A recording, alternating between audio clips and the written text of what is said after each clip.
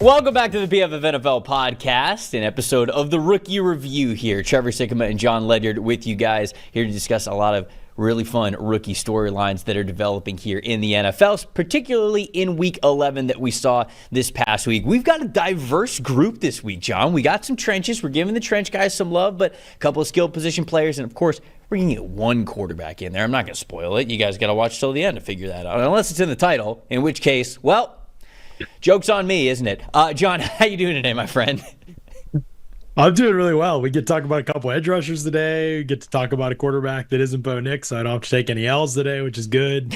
Never taken one before. Don't plan on taking one. So I'm just glad we're waiting until he has a bad performance, and then we can talk about him. And I'll just keep never being wrong on a prospect. But, yeah, I'm excited. Were you down on Josh Allen? Because you can still hold out hope, you know? Like, he might, have a bad game at some point, and then you go, see, I knew it right there. There's the one bad game in the last 6 years.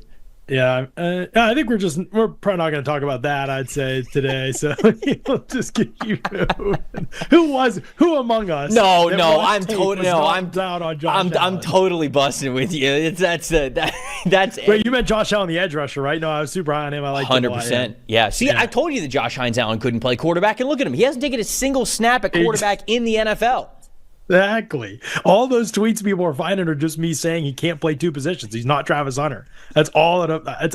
Everything I was right. I was right about the whole thing. That's actually foolproof and brilliant because Josh Allen didn't have the name hyphenated at the time. So any Josh Allen takes that you have, actually, that's pretty brilliant. See, that's what you need to stay alive here in this industry, and that's why you're here on this show. Buddy, dealer's choice. I'll give you the choice here. You watched a handful of these guys. I watched a handful of these guys. So we're going to bring, I think, 6 different storylines as a duo that we want to get to. But I will let you talk about the one that you were most passionate about right off the bat. So it could be whoever you want to talk about. Where do you want to start with this one?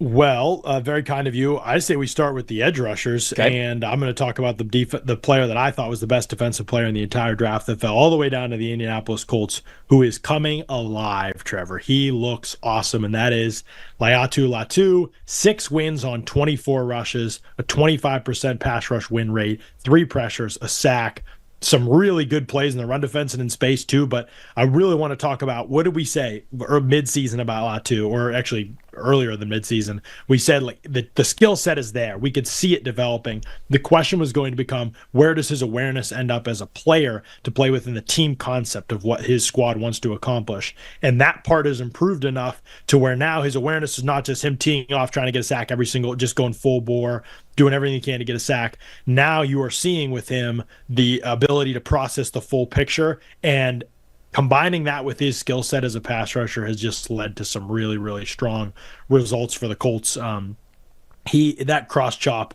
is just deadly, and he was up against Olu Fashanu, a fellow rookie, and he really gave him hell all game long. That cross chop and the dip to get around the corner, to have Ben like that, to have enough burst off the ball the way that he does. And then he's unlocking this power component of his rush game too, Trevor, that has really been effective. I mean, he is uncurling into these guys' pads, driving back, condensing the pocket. So he's able to hit you with those change-ups. If you're sitting on his outside move, we all know he can cross face. Anybody who watched his college tape. So just even if he isn't ever the number one most explosive guy in the league, he's going to figure out snap counts better and better. And he's still fast enough off the ball. Everything else is so fast about how he processes pass sets, how he attacks, his handwork, his ability to bend and corner, and then just the counter game is so strong. So you just have to prepare for so much when you face him. He's always going to be most dynamic in those pass rush, obvious long and late down situations.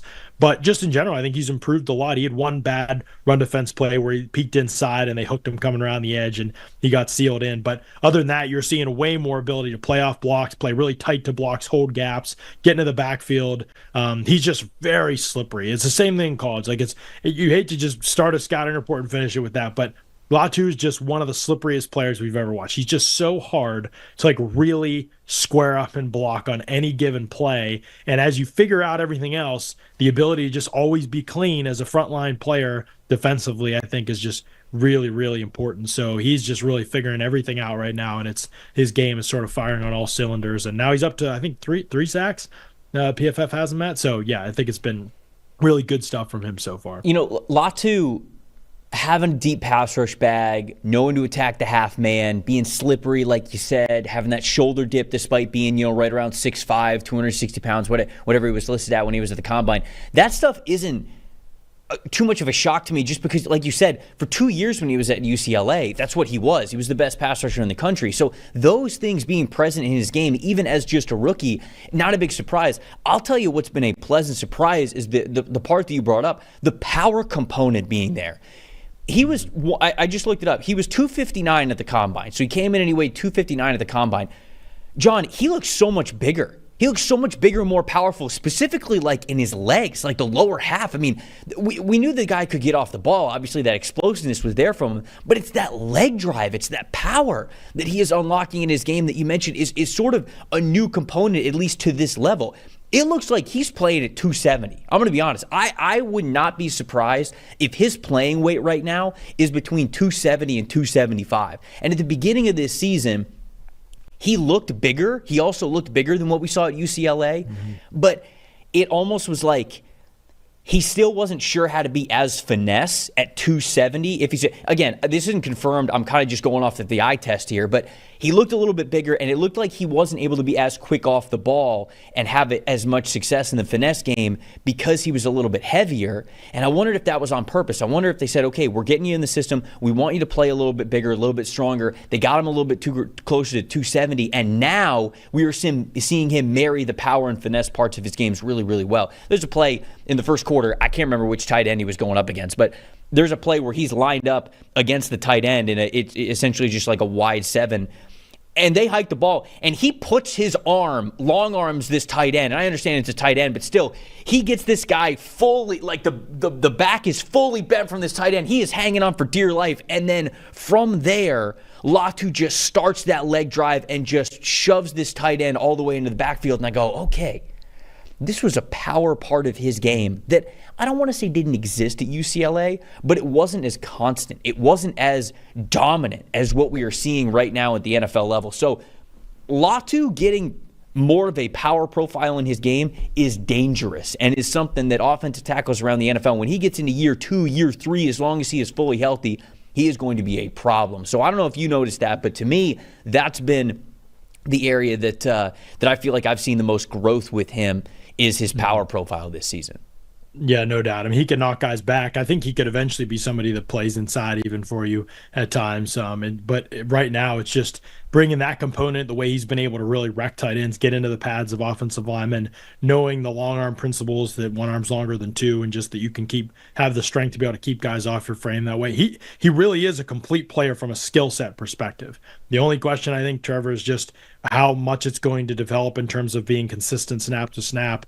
But you're already seeing great strides. I think we're going to see an unbelievable race here eventually to see who's the better player long term in the league, Latu or Verse, who hit the ground running a lot faster, but both players look really, really good lately. And so that's going to be really fun. And then there's another guy too that I think is coming on a bit that we'll talk about today on the show that could also throw his name in that ring. Well, let's get to him right now. Hopefully you're talking about Chop Robinson, because we are talking about another defensive lineman. Just making sure you're talking about Chop here for the Miami Dolphins. Yeah. And I am excited to talk about Tyler Davis, but I don't know that he's in that conversation. Yeah. Yes, of course. Defensive Rookie of the Year and long-standing potential for defensive lineman in this class. It was Latu, it was Jared Verse, and of course Tyler Davis. No, but let's talk about, all due respect to Tyler Davis, we are actually going to praise him for how he played this past weekend for the Rams. Chop Robinson in this game, this past game that they played against the Las Vegas Raiders, 25 pass rushes, 6 pressures, 32% pass rush win percentage. He's been a key part of the Dolphins' defensive line, especially over the last couple of weeks. They lose Jalen Phillips at the beginning of the season, which sucked because he came back from a season-ending injury a year ago. He was able to play sooner than we thought, but now he's lost again for the year. Bradley Chubb's still not back in this lineup. And when I looked at this defensive line, I was like, man, it's not like a talentless defensive line, but I'm wondering where the high impact is coming from. Now, when I watch Chop Robinson, crazy athlete, right? Ton of explosiveness, a twitchy dude, and he was just like that at Penn State. He's somebody who I was worried a little bit about because I felt like he just won as an athlete at Penn State. He's got a little bit more in terms of hand usage to stay clean and get off blocks quicker. And so I want to make sure that I recognize it was a good game from him. But I want to sort of talk about Chop Robinson in a little bit different of a conversation. This is a player who I think can be a high pressure percentage and just total pressure player at the NFL level. I don't know how much of a sack master he's really going to be. And in fact, I think the pressure to sack conversion rate for Chop Robinson is going to remain relatively low throughout his NFL career. And the reason why I think that is because, one, he's got shorter arms, and two, he's got shorter strides. He's just built in a way where he doesn't have these long strides. He doesn't have these long arms. So it's a little bit tougher for him to get off of blocks with those shorter arms once offensive linemen can really get their hands on him. Not that he can't break loose. He can. It just takes him a little bit longer to be able to do so unless he wins super cleanly with an initial pass rush move. And then once he gets free, I was saying this to you a little bit before we started the show, he kind of reminds me of Kyler Murray a little bit, where Kyler is so fast, but his feet are like moving almost like a cartoon. They're just like moving like the Roadrunner, just like so fast, but he's not covering a ton of ground initially. The amount of steps that it takes for him to close on a ball carrier and the quarterback allows them to have that time to get rid of the football or look somewhere else or maybe be able to scramble outside. And I just wonder if those are two areas that physically are going to hold him back from being a true backfield producer when it comes to sacks and tackles for loss. High pressure player, guy who could win off the line of scrimmage, really disrupt things with good speed to power and be able to attack the outside shoulder, even get across the face. Okay, yeah, I'll give that to you. But I don't know if he's going to be a big-time sack player in this game. And again, 6 total pressures, 32% pass rush win percentage, 0 sacks in this game. So it might just be a small sample size thing, but I saw this when he was at Penn State as well. Want to give Chop Robinson a hat tip for how well he played this week in terms of pressures, but larger conversation, those are my concerns with him being a real big-time consistent backfield producer. What do you think? Yeah, it's an interesting thought. I think his stride length is just a fascinating situation, I think, because he is so unbelievably quick that I don't really think of it as something that's a negative. And I think the rhythm that he plays at is different than other guys. And it really threw DJ Glaze, I guess he's going by now, DJ Glaze off at right tackle for the Raiders, who's had like a pretty decent time as a rookie overall this season. I think, for a guy with, I don't think had super high expectations as a 3rd-round pick, has been thrown in there and I think has done pretty all right. He had no prayer in this game with Robinson, and he could not get the timing down with his pass set.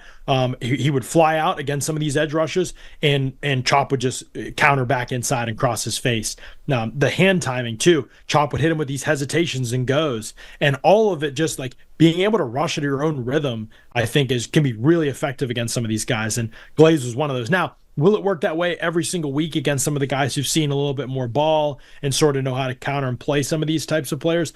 I don't know that it will.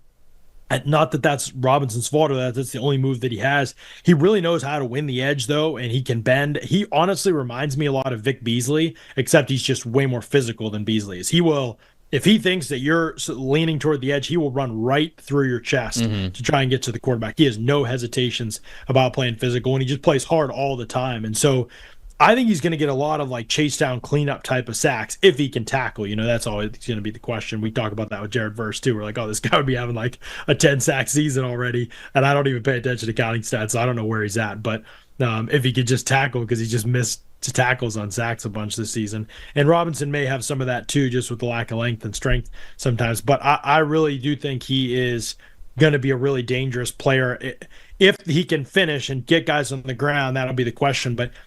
In terms of disruption, though, like I don't know how much it even matters, to be honest, Trevor. He's just so disruptive and so explosive.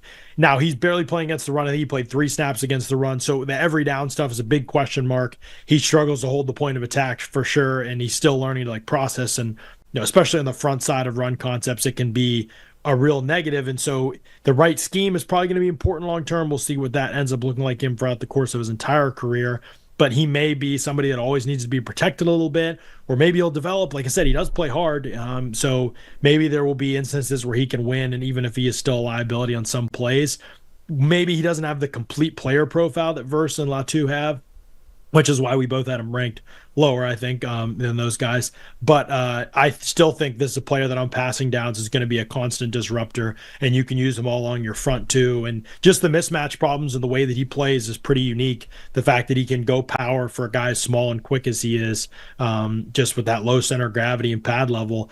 Not that he's going to bulldoze the best tackles in the league, but just having that element in your bag where guys can't sleep on it, I think that really is going to help him become a pretty well-rounded rusher eventually. Yeah, I want to make sure I say this, like the disruption part of this, to quote Josh Norris, disruption is production. It is an important part of playing the edge rusher spot. I just think it's something worth noting what his pressure to sack conversion rate is throughout his career, because I think it's going to be lower. And would you take guys that are able to create pressure more consistently over maybe guys who like get a handful of sacks? Yeah, I think that you probably would, but it is just worth monitoring, I think, when you're watching Chop Robinson. By the way, Jared Verse, 4.5 sacks so far this season. He's tied for 4th on his own team. It's so Kobe Turner, Braden Fisk, and Byron Young all have more sacks than Jared Verse does, despite Jared Verse having 47 total pressures and nobody else on the team having more than 35. It's going to be a true tape watcher's defensive rookie of the year. We're going to find out real quick. I hope so. Who's watched tape and who hasn't. He has a 30.6% missed tackle rate, Trevor. That is insane. That is nuts for a defensive line. He's missed 15 tackles already this season. And like, look, I understand. People want to say that's part of it. I get it. It's part of it. It's not the part that I choose to believe is going to be predictive of anything. And like you said, disruption is so huge. He's been constantly disruptive. I know we're not necessarily talking about him today, but in my mind, he's a clear defensive rookie of the year at this point. I don't think I'd have anybody else in his tier just based off tape. Nobody's been as impactful snap to snap. But you wonder if people look at counting stats and start to talk themselves into somebody else. I don't know who that would be, but yeah, that's how I see it. Who you got next? Who are we talking about next on your list?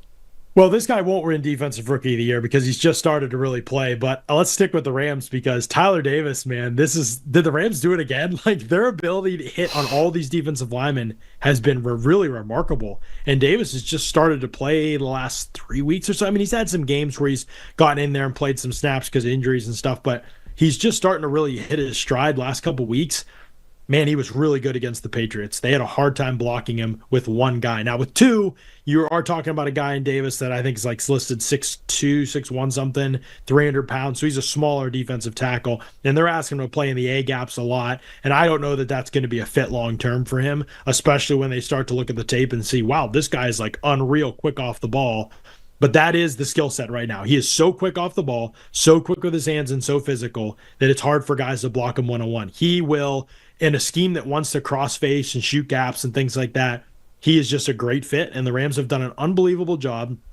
Part of the synergy with front office and coaching staff when they work well together, when they're friends, when the relationship's good, which all these healthy organizations around the league, you see this being the case for the most part. Howie kind of does his own thing, I guess, but maybe Surratt is involved. I don't know. But I think one of the big things is does the GM understand the scheme and how the players fit?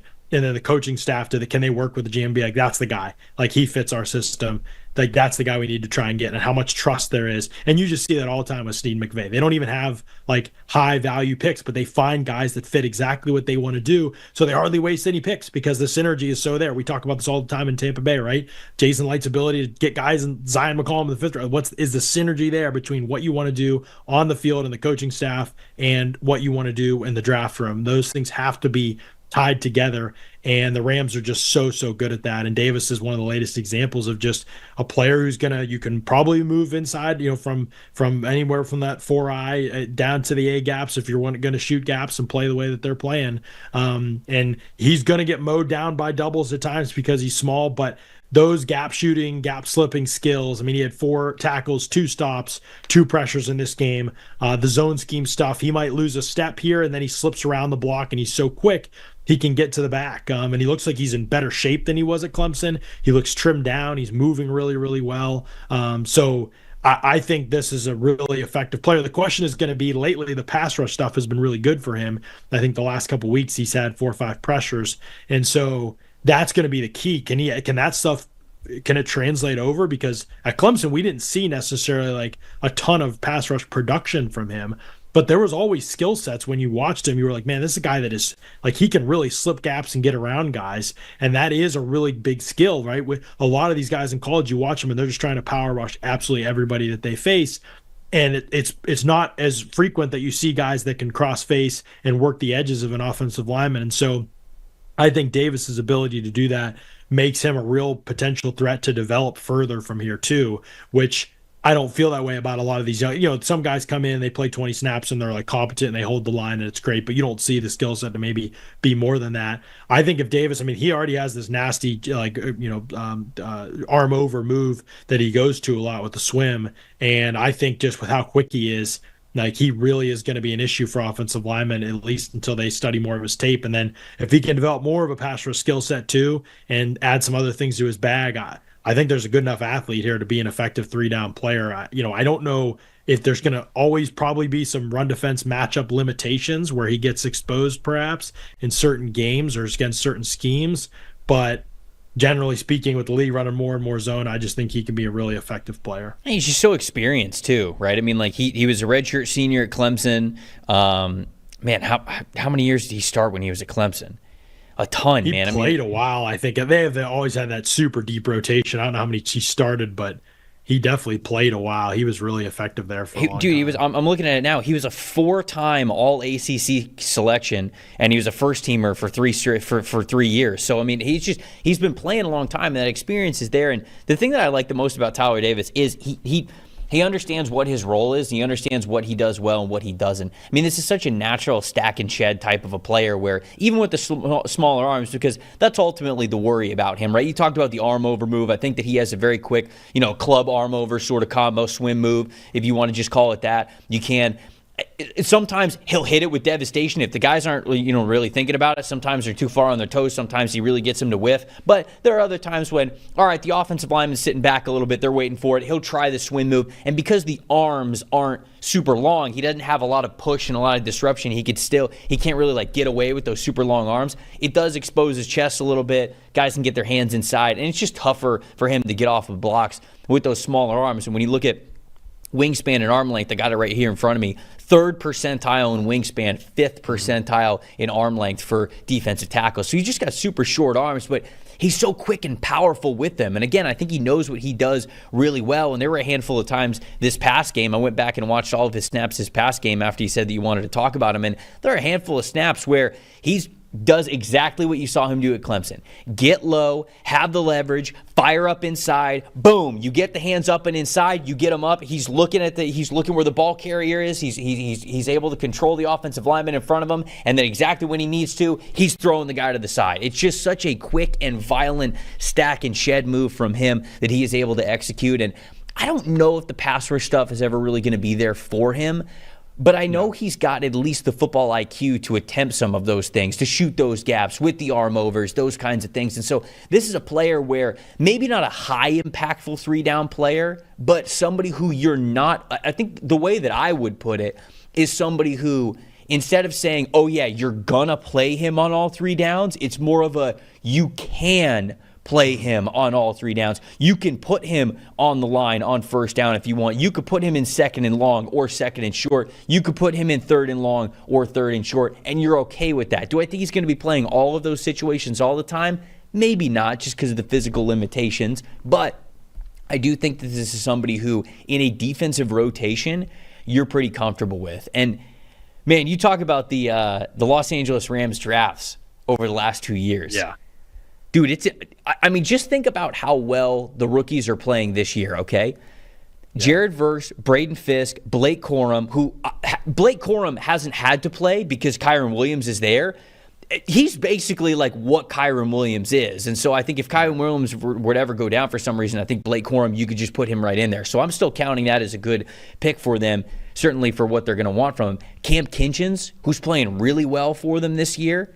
Yeah. Brendan Jackson, who I liked out of Washington State, who we have not even had to see a ton because Byron Young and Jared Verse are playing so well. You've got enough defensive interior guys. Then it's Tyler Davis, it's Joshua Carty, it's Jordan Whittington, it's Bo Limmer. Like, that is an incredibly impactful draft class there for the Rams. Yeah, they just benched Jonah Jackson to start Bo Limmer this past week because they thought enough of how he was playing. So it is really impressive. And it was a lot to what do you want to accomplish as an offense, or what do you want to accomplish as a defense? Okay, these are the players that fit.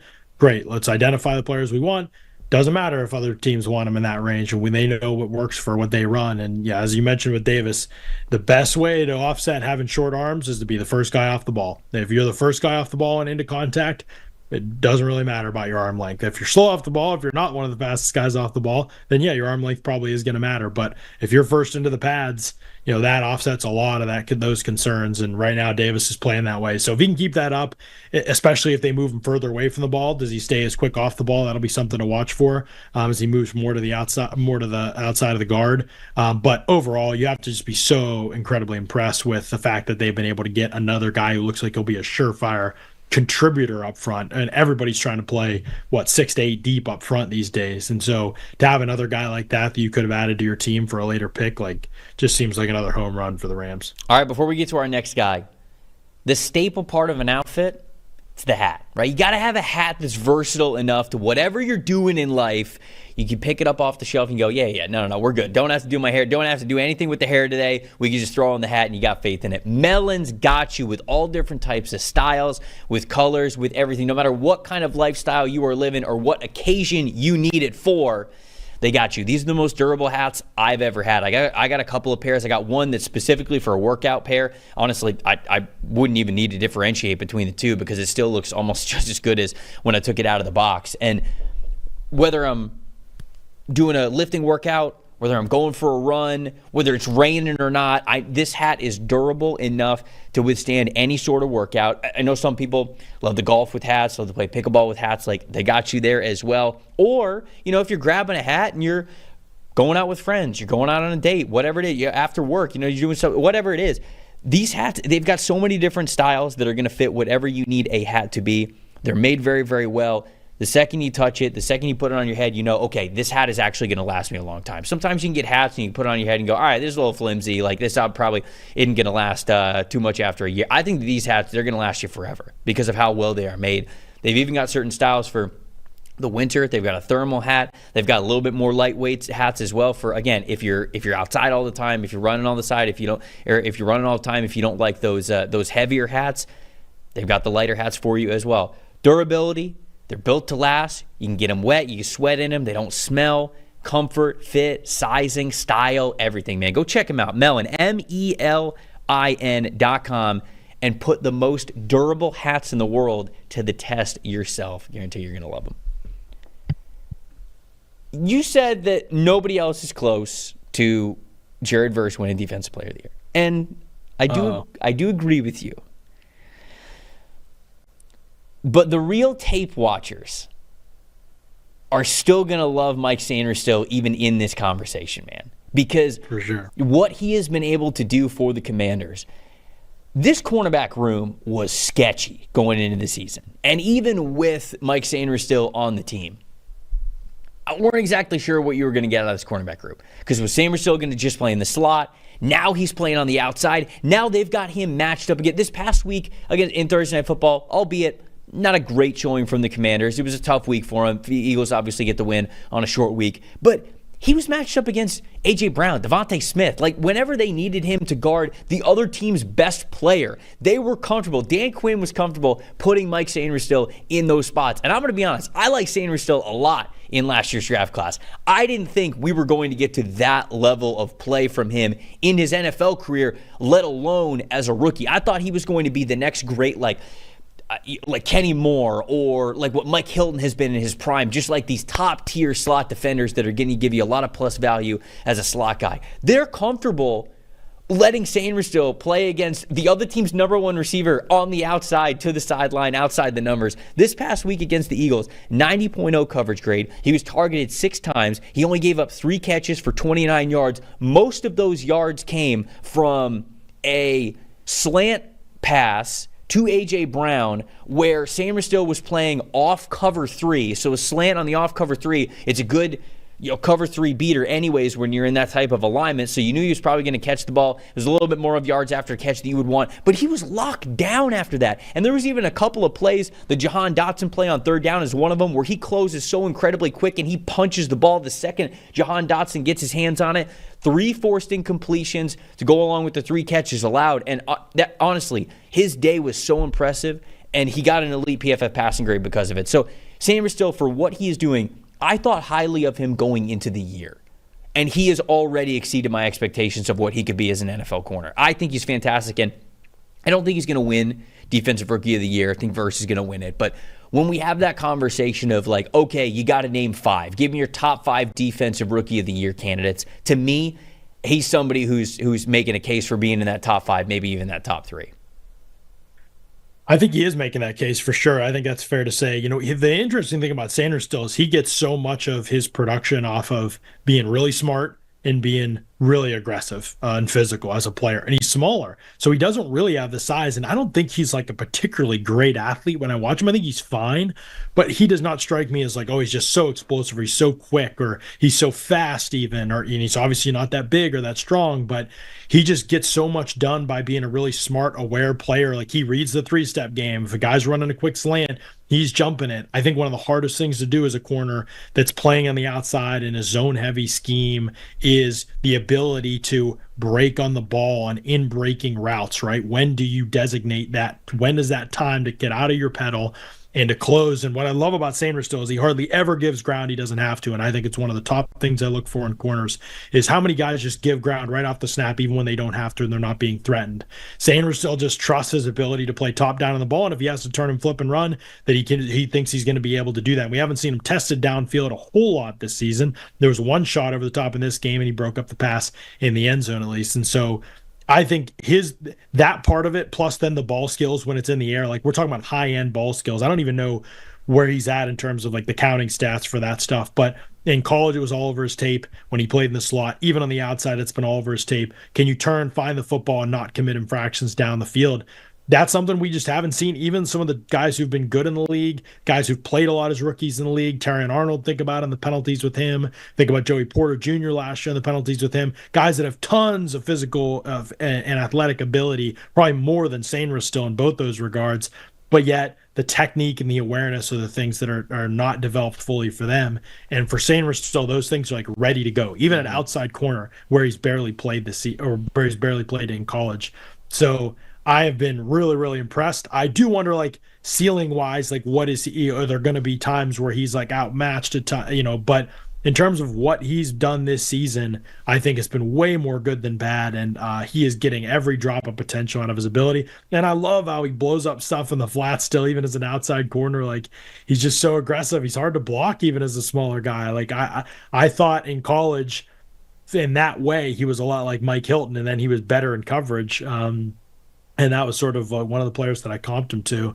And in the NFL, even as an outside guy so far this season, which was a surprise thing, he's continued to be the same type of player. So really impressive player. And whether he ends up moving inside once Lattimore gets in there or not, the Commanders certainly have themselves a real baller in Sainristil. Yeah, just to build off of sort of what you said there with him being over-aggressive, or I shouldn't say over-aggressive, just having an aggressive play style, because I agree that's what he wants to do. There were 2 times specifically against the Eagles where I can't remember which wide receiver it was. It was Devontae Smith for one of them. I can't remember who the other receiver was, but they ran a double move on him. Basically to say, like, this dude is playing so aggressive this season, he is going to bite. We are going to get you to have a free shot over the top because he's going to bite on that. Both of the times, he did not. He chopped his feet, and obviously, like, he stopped and he, like, stayed with the receiver, but he didn't get over-aggressive. And again, I think that comes back to trusting that quickness and that explosiveness and everything about him. So that, to me, was almost, they were sort of like nothing routes because nothing happened. I don't think he got a forced incompletion, whatever. But those 2 routes were so important to me because of exactly what you said. His play style, you would have thought, especially with him as a rookie, oh, we're going to get him over the top. We're going to get him to bite. Didn't bite on either of them. And I just think that that's just such impressive work as a corner. So how to give Sainristil a shout for grading out as an elite corner this week. Who's the last on your list that you want to get to this week? Well, let's talk about the Steelers' interior offensive line rookie duo, because these guys are bringing back the old school Steelers Ravens feel to it, Trevor. And obviously, growing up as a Steelers fan, I was really familiar with this rivalry. And through the years of Ben and his prime and James Harrison and Suggs and all these guys, like there were so many like storied individual player rivalries and then tense moments throughout games. There was so much history. Guys were with these teams for most of their careers. Both teams were really, really good, top of the conference every year. It was just like battles all the time. The last couple of years, it's been really weird. Like you've had these really almost nondescript Steeler Ravens games over the last couple of years. Lamar Jackson has played in one Steelers Ravens game until this past one. He had played in one since 2021. Isn't that crazy, Trevor? 2022, he missed both games. 2023, he only played in one of the two matchups in that season, and he played awesome. And the Steelers won. The Ravens had 7 or 8 drops. It was one of those crazy like 94 passing games from Lamar, and yet the team lost some low scoring game to the Steelers. And the Steelers have dominated the Ravens over the last couple of years, even though the Ravens have been the better team. It's just been a real weird matchup. You watch the games, you're like, I don't even know if the better team won, and it's just been strange. And this was one of the first times in a while, I feel like, where you got that old school feel back in terms of how the game was played, the results at the end of the game. Was a really close game. Ravens missed some kicks. The Steelers were 0 for 4 in the red zone. So it's kind of one of these games that, like, yeah, this is more like what we're seeing. Like every yard that you get is earned. It's best on best.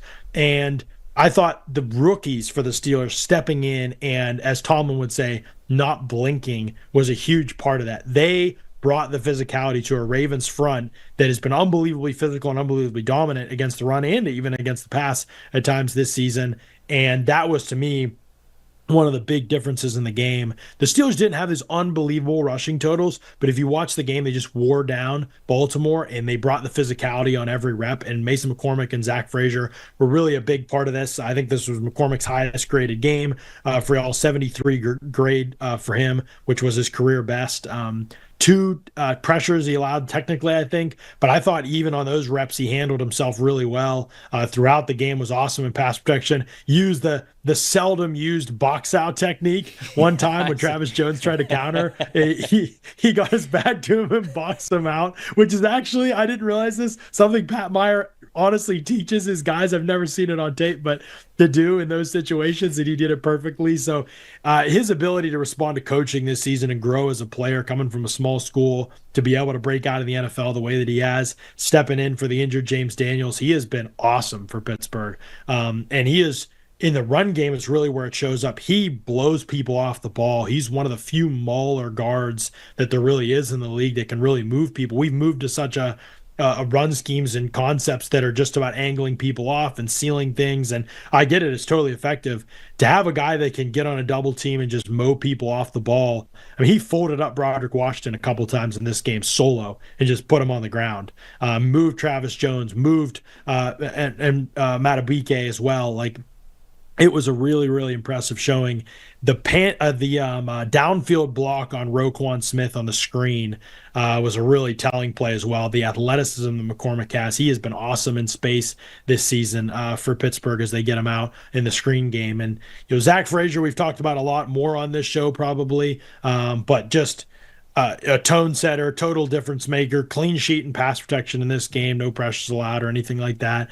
Consistently moving Travis Jones off the ball, displacing him at the point of attack. The double teams are clean. He knows when to come off him. He climbs to the second level. A lot of the time it happened to be him and Marlon Humphrey that were going at it, with Humphrey playing in the box a good bit in this game. And they were going at it all game long and chipping away at each other. And so it was a really fun matchup to watch, and a big reason why Pittsburgh was successful and ultimately won the game was because Frazier and McCormick brought back a lot of the old school physicality to the matchup. So the football historian in me loved seeing it, get the young guys kind of recognize the matchup and get re-energized by that.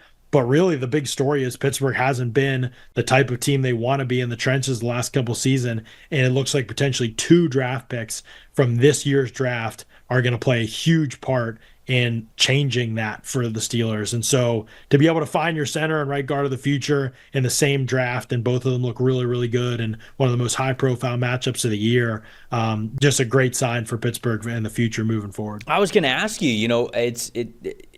where does Fautanu kind of fit in all of this? Like obviously, like they have Troy Fautanu as well. They draft him in the first round. He was the highest drafted player along that offensive line, and just because of injury, he hasn't played much of this season. Yet Dan Moore Jr., he's a free agent coming up this year. Broderick Jones has kind of struggled at that right tackle spot. I'm just curious, with them sort of locking down those two interior spots with McCormick and Frazier there, some people thought that Fautanu might be, an interior player as well. I mean, if you had Fautanu next to those two guys, you might start to rival like the Chiefs at one point of an interior offensive line trio. But what do you think the future is for Fautanu? Do you think that they're still going to just try to play him at one of those tackle spots moving forward?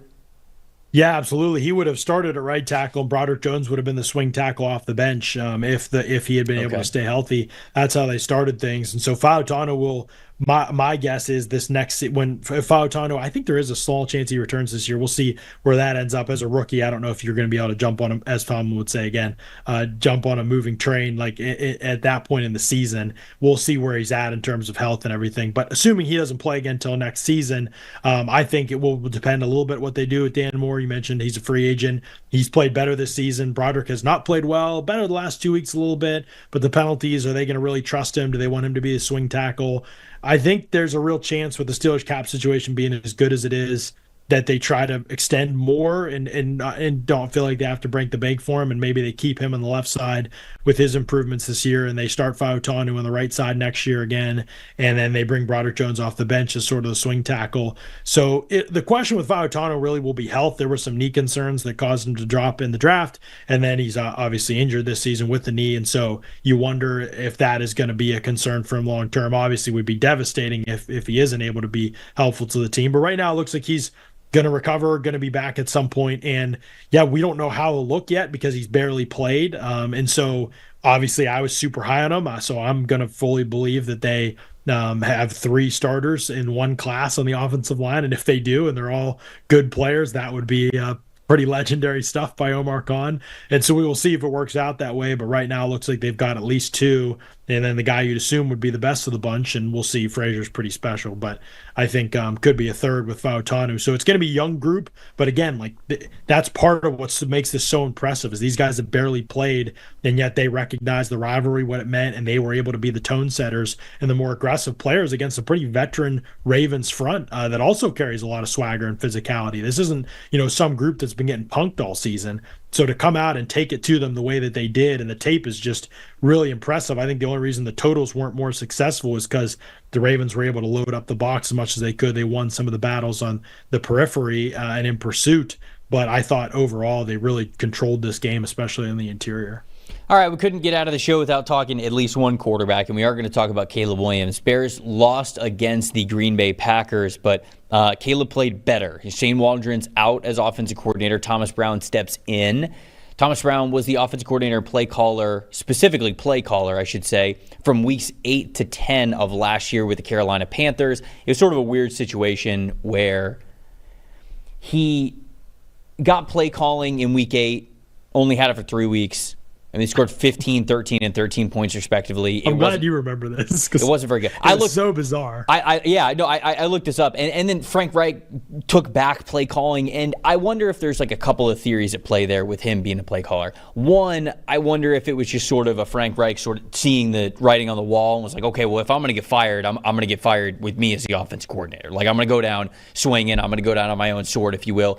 I also wonder, because Frank did speak very highly of Thomas Brown. So I also wonder if he was like, let me save you from this situation. Like, let me make sure that if you ever have a team who's like thinking about giving you a head coaching interview, they're not able to point back at this time in Carolina and be like, yeah, but you sucked in Carolina. So I wonder if that kind of went into it as well, if he was maybe trying to save Thomas Brown. But anyways, so Shane Waldron's out, Thomas Brown steps in. And Caleb Williams does play well. 80.4 passing grade in this game. He goes 23 for 31 with 231 passing yards, 0 touchdowns, 0 interceptions. But he had 2 big-time throws in this game, 0 turnover-worthy plays. It's actually been, I think, 4 weeks since he's had a turnover-worthy play. I think Caleb's been a little bit more conservative with the football, which is good. You don't want to be turning over, but obviously he's been a little gun-shy in ways as well. It felt like he was more confident with Thomas Brown. I felt like the vibes were just better on the team overall. So when I look at this past week, and when I was looking at Caleb Williams' film and some of the data points that we have, second fastest time to throw in a single game this season, which I like. I like the decisiveness there. Highest rate of play action that they have had in a single game so far this season. Third highest completion percentage for them. And then we had 24 snaps under center, which was the third most this season for Caleb Williams. 7 screens, which is a decent amount for them because it felt like the screen pass game was terrible for them. So they had 7 screens in this game. And then 8 read option plays as well, which was the most read option plays that they have had in a single game. So it was definitely a different offense. And obviously it wasn't enough for them to get the win, but they had the lead very close to the end of the game, and it took sort of a miraculous, feels like fate. Blown goal. Fate, maybe. Feels like, I don't know, with the Packers always beating the Chicago Bears, and they just cannot get off of that streak there with the Bears. But anyways, all that to get back to Caleb Williams, I thought Caleb played well. Thought he was more confident. Certainly, I thought that he was more comfortable and confident with his legs this game. It feels as though there have been times in the past where he's like trying to prove to us that he's a pocket quarterback. Yeah, and he's like, all right, well, I'm just going to sit in the pocket. And I'm going to sit between the tackles. And I'm going to go through my reads. And I'm not going to be. And it's like, dude, we drafted you to be creative. Like, you still got to be creative. You're still the best version of yourself when you're creative. And I thought that he was more willing to get to that creative stuff in this game. And the whole offense to me felt a lot more confident. Obviously, they didn't win, but the way that they played on offense this past game actually gave me faith to them picking up a couple of wins down the stretch in what is the toughest schedule in the NFL down the stretch. Before, I didn't have that. Like with Shane Waldron, before Shane Waldron got fired, I was like, I don't know where you're getting a win throughout the rest of the season. Now, at least, I think they're going to give themselves a chance, especially in these division games, to possibly pick a couple up here before the season is over. So I liked what I saw from Caleb Williams on Thomas Brown's offense this past week. Yeah, I mean, the biggest thing to me was I think second fastest, maybe third fastest time to throw. Yeah. Yeah, in a game this season. So that was the big difference to me. The drop back and then back foot hits, ball was coming out, just more decisive, just first read. And could be maybe as I watch tape, I'm like, yeah, I have to get into it and see like if there were really different things in terms of the route tree combination. There were some screens in this game for sure that I think they ran 5 that would tie the most he's had in a game this season. So that helped sort of with that time to throw, get the ball out, trying to get him in rhythm. I think was clear. They leaned on some quick game as well in this game. The average depth of target was pretty low compared to where he's been at the season. Look, he can't hit the long ball right now. It's an issue. And so I think I understand why they're trying to start smaller with him. I think it makes complete sense. Josh Allen was sort of built in a very similar way. So we'll see. Obviously, we're so early in this thing with this new, new coaching staff, new perspective in that way that we really have to see where it goes a good bit. But I like the fact that they were trying to get him in rhythm, trying to get him comfortable. And then when they needed him to get outside of the structure, he was still able to do that and make plays on the move, which I think is really encouraging too. I wouldn't even mind if he had more turnover-worthy plays, but you're right. Like, he has taken care of the ball here for a while. And so I think that is something that's worth noting. Obviously, the sack rate has been through the roof lately. So to see it come down at all is probably, good. I mean, last week he got 9 sacks, 6 the week before. Yeah. So, to only have 3 sacks this week feels like a massive victory, I think, probably for Chicago. They still had plenty of protection issues. He was able to get out. There was a play action, and he turns around. Devontae Wyatt is like right up the gut in his face. I'm like, who in the world has to deal with this around the league where the 3 technique is screaming and unblocked? Like, it's just like ridiculous. So the Bears have lots of issues to sort out. Still, I think Caleb, I think definitely looked more comfortable this week. We will see if it's something that continues beyond a week, or if this is something that is going to just be sort of like a one-off, like that Jaguars game. It's kind of been this season. Like, that game's such an outlier in a lot of ways for how he's played. So we'll see. I did think, you have to, like, Odunze has to be super involved in this offense. Like, I don't know how you're expecting to be successful if he's not involved. So him leading them in targets, I think, was good.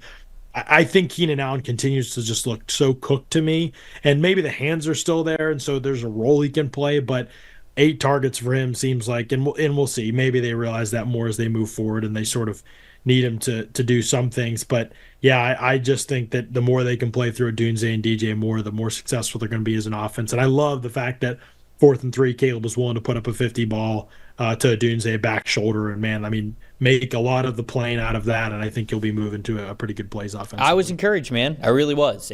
Thomas Brown was doing a lot of the stuff that I feel like was not working with what Shane Waldron was calling, and he goes, okay, well, we're going to try different things. And very clearly it was more confident even in just week one of what is this newer offense for the Chicago Bears. And so, like I said, I don't think that all of a sudden they're going to turn this around and go 500 down the stretch and potentially make the playoffs. But I think that this is an encouraging part moving forward. We're honing in on offensive line being the first-round pick for the Chicago Bears. I know there's conversations that they're going to be had, but we are really honing in on you got to fix something along that line. You got to figure out who you got to figure out who is serviceable along that offensive line, who are you not moving, and then you got to fill in the pieces, because I think there's going to be at least 2 spots, if not 3 spots, that you might think that you can upgrade from along that offensive line. So, encouragingly, it feels like we sort of don't know where we're at with the O-line class. You've probably done more work than me, but it doesn't seem like the hype of the last year, at least, where there was all these, it doesn't have the hype of last year, but I'm telling you, man, you got good offensive linemen. Always do. It's just a matter of what do you have top 10 guys? Because I was gonna say Patriots, Bears, who gets the better draft position could be a nice little subplot. In my opinion, right now, Kelvin Banks Jr. from Texas, his footwork is still definitely a work in progress. Yeah. He's way too off balance. The footwork's sort of all over the place on certain reps for him, but he's so athletic. He's talented, yeah. He's somebody that is really talented that you bet on. And then Will Campbell, it's okay, Will Campbell's probably going to have 33-inch arms. He's not going to really, he might be below arm length for an offensive tackle, but if you draft Will Campbell, to me, boom, starting guard, great. Do not have to worry about it. He's just a damn good offensive lineman. I think it's kind of the same. Do you take that in the top 10? That's going to be the when you can find those guys later. That's going to be the interesting. It's just a subplot to all this. I know we're not getting into it today, but with Bears Patriots being the two, you must draft an offensive lineman or you will die. I wonder what if they're in the top 10 and they feel that way, but this isn't a draft with a lot of top 10 offensive line talent. Do they try to bounce out of there and does somebody come up? I'd be comfortable with Will Campbell though. I think I would be just because he gives me Jonah Williams vibes when I watch him live. And I could feel totally differently after I get into studying every rep on tape. But Jonah Williams is a guy I was he's solid, but I never understood that a lot of the people were top 5 guy. He's unbelievable. And then he's been just below average probably tackle in the NFL. He's not really seen a ton of time at guard, I don't think. But I wonder if Campbell's a more physical, aggressive player. Yeah, and Campbell I think plays with more strength. I think that he is. I think he is a stronger player, and that's also why a transition to guard I think could work for him. If you wanted to play him at guard, I think he could be a really good guard for you. But I just think he's a damn good pass protector. I think the same with Wyatt Milam from West Virginia as well. I like him a lot. He's the highest graded pass blocker that we've got amongst the guys that we think are going to go in the top 50 or even top 100. He's playing really, really well. So he's somebody I think the Bears somebody's going to rise. Somebody's going to shoot up there off traits and tools. So we'll see who it is. Yeah, we will see who it is. Appreciate everybody watching and listening to the show. Make sure you follow all of Jon's great work over at the Audibles and Analytics Substack, the Audibles and Analytics podcast. He does the Read Optional podcast with Ollie Conley as well, so make sure you're following them and all of their fantastic work. Thanks for watching this episode of the Rookie Review on the PFF NFL show. We'll see you guys next week.